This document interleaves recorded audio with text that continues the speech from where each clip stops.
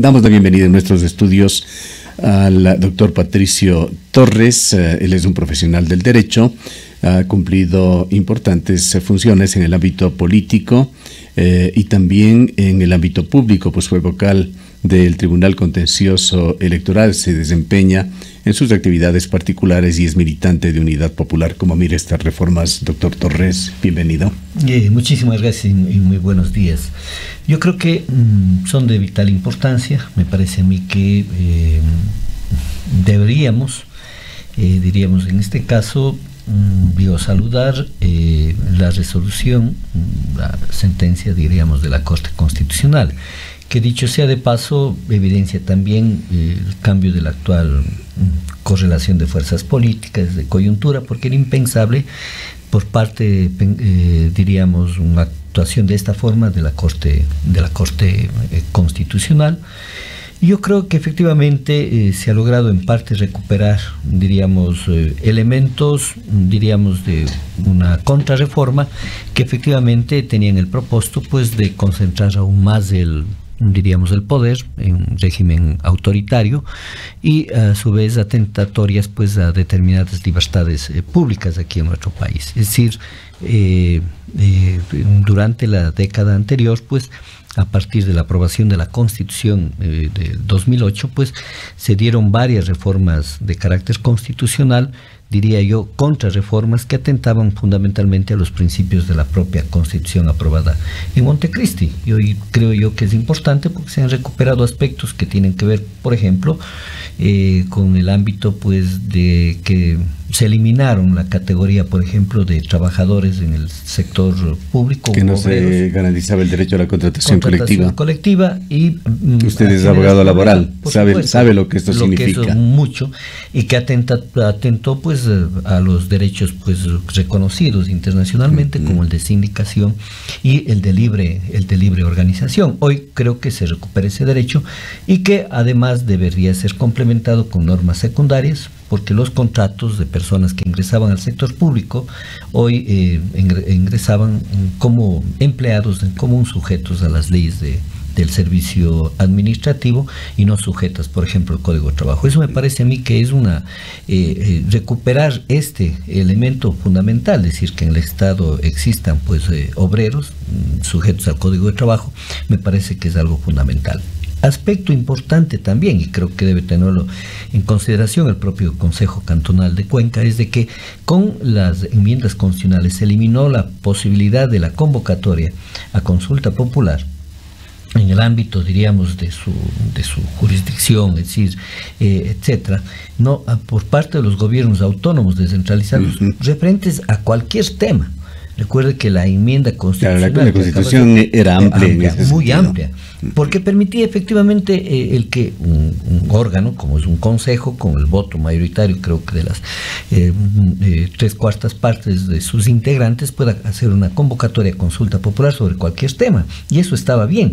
Con la enmienda se eliminó, porque se añadió el aspecto que tenía relación referente, por ejemplo, a aspectos de su competencia, y tenía fundamentalmente la visión de garantizar, por ejemplo, de que no hayan consultas, sobre todo en zonas altamente conflictivas con respecto al tema. De eso explíquenos un poco cómo quedan las cosas. Ahora se podría, volviendo a la letra original de la Constitución, llamar a una consulta por parte de un gobierno seccional sobre cualquier tema, pero ahora, ¿qué consecuencias se derivarían de lo que se decide en esa consulta popular si es que eventualmente es un tema sobre el cual no tiene competencia? Ese era el aspecto en el cual yo diría tiene trascendencia histórica. Pongamos un ejemplo concreto. Si usted y el Consejo convocaba, por ejemplo, Cantonal Cuenca sobre el tema del agua, ¿ya? Uno de los aspectos fundamentales, pues, el primer problema que tenía es de que no iba a ser calificado por el Consejo Nacional Electoral, señalando que efectivamente no es de su competencia en el ámbito, por ejemplo... Claro, se formaba, digamos, o se convertía en una criba enorme, gigantesca. Así es. Hoy, superado ese problema, efectivamente el Consejo puede convocar. Y por supuesto las consecuencias no son de obligatorio cumplimiento. El tema, por ejemplo, declarar a Cuenca libre de minería metálica. Yo creo que eso va a tener consecuencias. Y se dio justamente ya en el marco de esta reforma constitucional, se advirtió que no era sino un saludo a la bandera, la decisión que tomaba, pero con esto se están además revertiendo las consecuencias que se han dado o que se han generado por estas reformas. ¿Estaría esto pues en plena vigencia? Por supuesto, porque además, como hay que mirarlo a la Constitución, diríamos, en su integralidad, pues existen determinadas competencias que son exclusivas.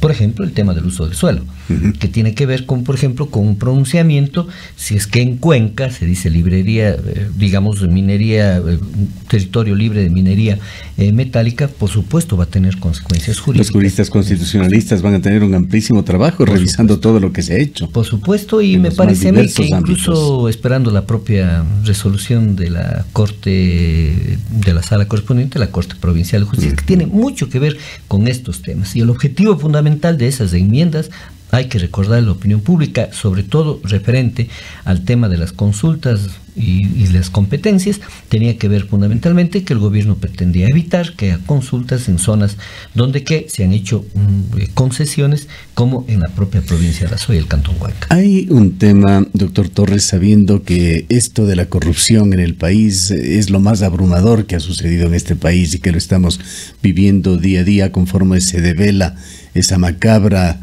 telenovela correísta de qué ha pasado en cada institución, qué ha pasado en los gobiernos seccionales, etcétera. Se advirtió, y me parece, si no me equivoco, que paradójicamente el propio Contralor Poli, que es emblema de la corrupción en el gobierno de Correa, incluso él en su momento advirtió que se estaban quitando importantes atribuciones a la Contraloría, cuando se había reformado los artículos 211 y 212 que impedían ya a la Contraloría realizar, valga la redundancia, el control de la consecución de los objetivos de las instituciones del Estado y determinar responsables por la gestión. Se quitó una importantísima labor que debe realizar la Contraloría en el antes y durante la realización de obras, dejándole solamente para ya revisar cosas juzgadas, cosas hechas. Este es otro de los aspectos, y recuerdo en el Colegio de Abogados organizamos un seminario sobre el tema de la corrupción. Y varios de los panelistas, Jorge Morales, etcétera, llegaban a la conclusión de que uno de los aspectos bases, diríamos, para garantizar la impunidad en el ámbito de corrupción fue estas enmiendas constitucionales, y que tenía que ver precisamente con este aspecto. Quiero poner un ejemplo. Es decir, lo que el correísmo pretendió es no ser efectivamente juzgado, como lo puede hacer cualquier servidor público. Bueno, ni siquiera juzgado, no quería ser observado. Observado. Ya. Es decir, querían actuar sin que ese ojo del gran hermano, que sí debe existir allí, sí, en el control de la cosa pública, en cómo se maneja, lo cerraron. Porque tiene que ver con algo esencial, pues. Yo no puedo, si tengo recursos públicos porque creo, invertir en algo si no hay una debida justificación o motivación, como alguien decía, pues. Yo no puedo construir un puente donde que no hay un río. Es básico y elemental. Ya sabe en qué puente estamos pensando. Pero por supuesto, y entonces esto pretendía eliminar, por ejemplo, la posibilidad de que se audite, ¿no es cierto?, por qué, las razones, los motivos. Le pongo un ejemplo de la refinería del Pacífico, donde que están en juego miles de millones de dólares, o en otras obras que no tienen justificación y que tienen que ver también con el cumplimiento efectivamente de lo que adecuadamente se establece de los objetivos, pues, porque si algo me planteo, ¿no es cierto?, todo el accionar, diríamos, en general, de los órganos, de las personas, etcétera, tiene que para cumplir sus objetivos. Pero no se lo ha cumplido. Entonces, eso tiene que ver y establecerse responsabilidades por parte de la Contraloría. Ahí realmente se pretende. Hay otro tema que tiene que ver con lo político, y aquí pueden haber discrepancias. Es importante rescatar los espacios para los jóvenes en el país, pero estamos viendo una muestra patente de cómo la experiencia de vida es importantísima. Parte de educación no formal de las personas influye en el comportamiento, y aquí nos viene la idea de los viejos sabios, de las costumbres ancestrales que han respetado tanto a sus mayores. Julio César Trujillo, es un paradigma en el Ecuador. Está siendo reconocido por todos los ecuatorianos por la gigantesca labor que ha realizado. Se hizo un cambio en la Constitución Correa en el artículo 142 y se bajó a 30 años de edad la edad para inscribir una candidatura para la presidencia de la República. Aquí sería importante. Hemos puesto como premisa de que esto puede ser discutible desde diversos ámbitos. ¿Cuál es su opinión sobre esto, que lo vuelve también a su forma original?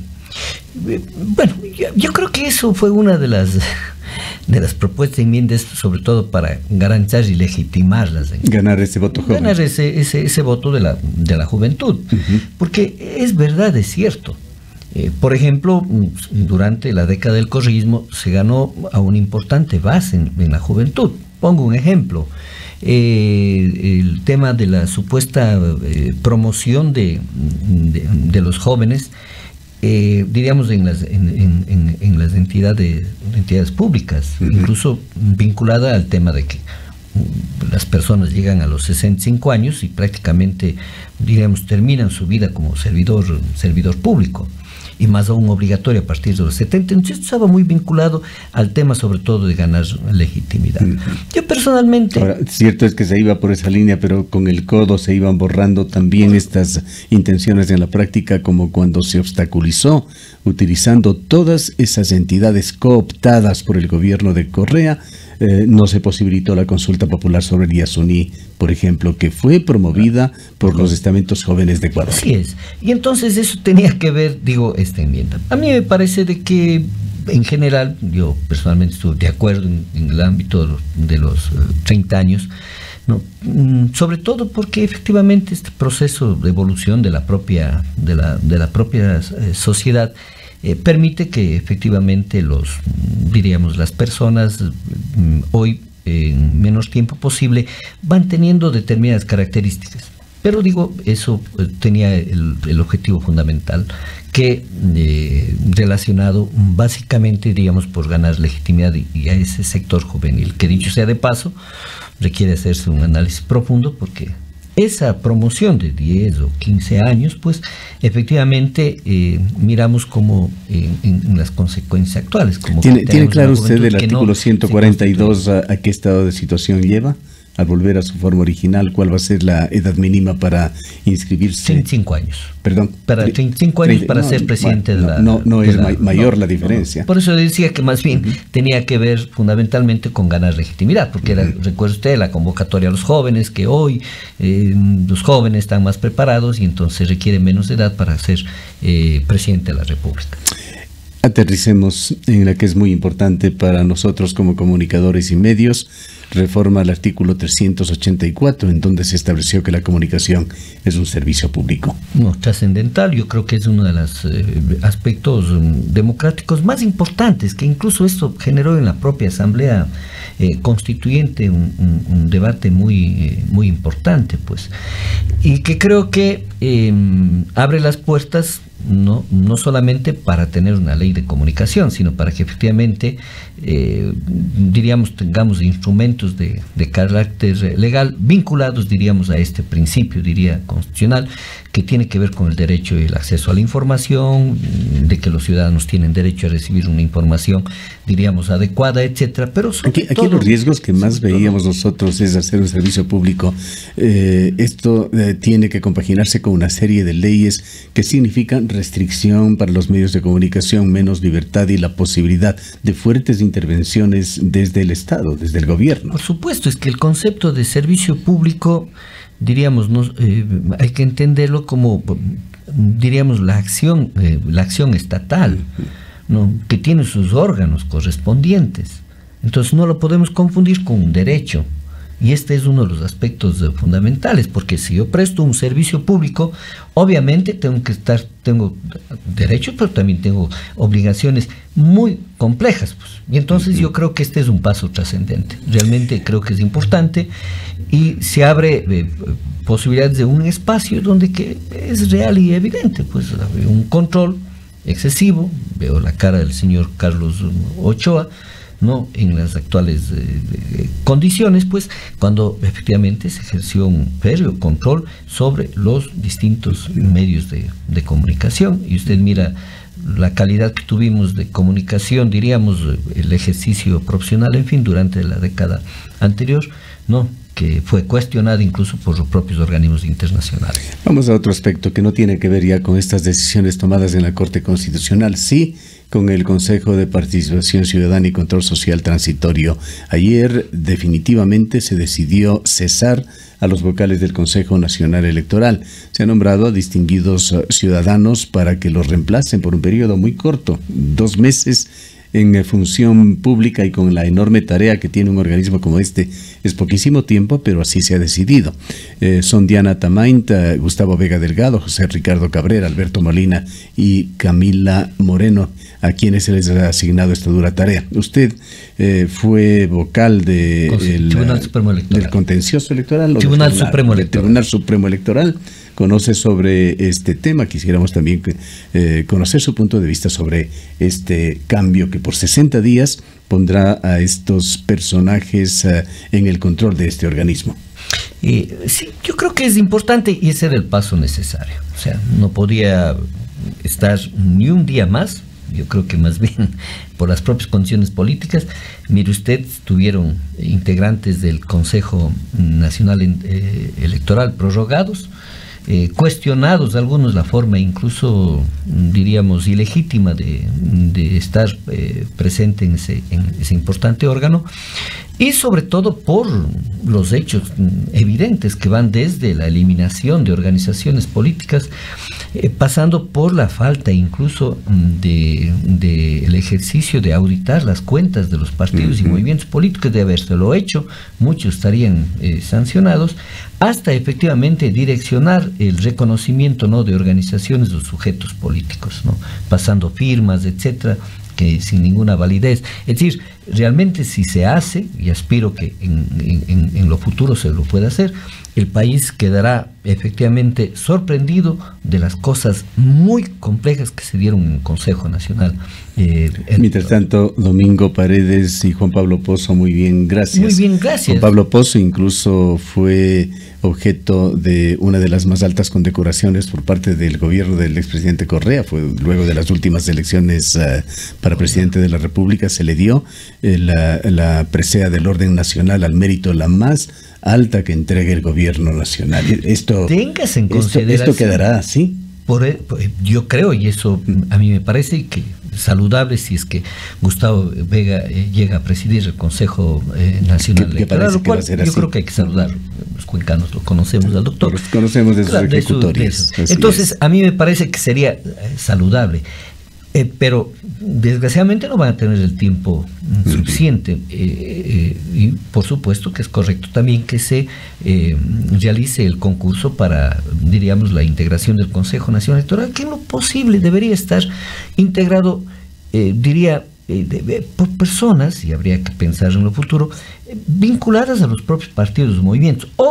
Bueno, hay las dos teorías. La una, de que una composición variopinta con una integración equilibrada de las diversas fuerzas políticas debería manejarlo, como era en el pasado. La otra es una independencia que nunca se logró en el gobierno del expresidente Correa, que sea una entidad absolutamente independiente con todos sus miembros, sin nexos con los partidos políticos. Y quedó en la mitad esa intención supuesta, pero que se desconfiguró, y el CNE resultó ser otro de los organismos cooptados por el correísmo. ¿Cuál es la mejor salida? Bueno, evidentemente la intermedia no, pero ¿cuál de las dos? Bueno, yo personalmente preferiría retornar al hecho de que el Consejo Nacional Electoral, el Consejo Nacional Electoral esté conformado por representantes de los partidos políticos o los sujetos políticos, partidos o movimientos, y el Tribunal Contencioso Electoral, por supuesto, mantenga las características, diríamos, de mayor independencia, porque efectivamente son jueces, pues, ¿no? Y tenía vinculación porque, recuerde usted, cuando había el Tribunal Supremo Electoral, nosotros teníamos, diríamos, funciones incluso jurisdiccionales también, y de carácter administrativo, porque nosotros en esa época teníamos la potestad de sancionar, por ejemplo, diríamos, a sujetos políticos, incluso a personas por faltas, diríamos, en el ámbito electoral.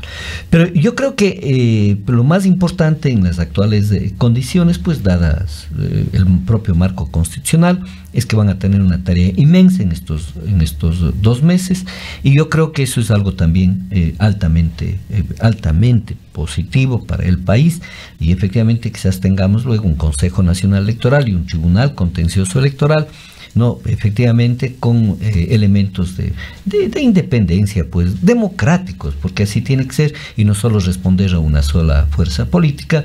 La integración propia del Consejo Nacional Electoral ahora con la ex asambleísta de Pachacuti y algunos otros actores que venían de vertientes políticas distintas, me parece que puede garantizar cierto margen, diríamos, de independencia. Pero sobre todo, y personalmente lo digo, no confío en que Gustavo Vega pueda primero ser designado presidente, que creo que con eso vamos a garantizar algunos aspectos, y luego creo que dejar garantizado o abrir el camino para que se recupere elementos democráticos en el Consejo Electoral. Bien, muchas gracias. Con el doctor Patricio Torres hemos analizado las consecuencias que se derivan de la decisión de la Corte Constitucional de derogar 12 enmiendas constitucionales que las impuso el presidente Correa en el 2015, así como esta renovación temporal del Consejo Nacional Electoral.